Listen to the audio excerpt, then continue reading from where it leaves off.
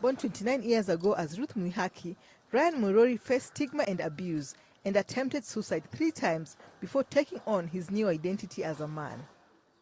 Ryan says his bad memories started at the age of 5. I'm not attracted to any girls' games. So my life had been all alone. I was all alone without friends, without interacting with boys, and the same time with girls. Until when now I get the age of puberty. That's where the things turns allowed to me. Like all my expectation was in vain. Like maybe expected to grow like a normal girl, you know, to have breasts, to have hips and all that. But that never happens. Instead, I started becoming masculine. Kenyan Senator Isaac Mwaura has asked his colleagues in parliament to pass a motion signaling support for intersex people. When I started out, we didn't know the right terminology, because if you look at my motion, it is gender identity disorder.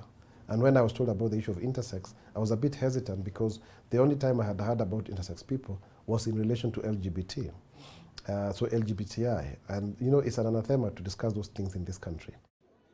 A 2009 birth of a baby with ambiguous genitalia at a Nairobi hospital forced the issue of intersex people into the courts.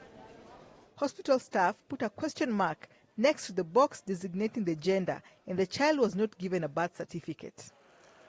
In 2014, a court ordered the government to issue a birth certificate to the child and ordered the Attorney General to name a task force that will develop policies for support of intersex persons. Petronila Mukanda is a member of the task force, which completed its work last month. We as a task force recommend that there be recognition of intersex persons right from birth.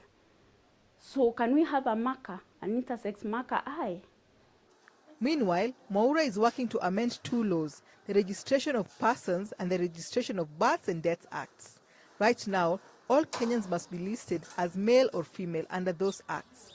The proposed amendment will make intersex a 3rd category. Rael Ombor for VOA News, Nairobi.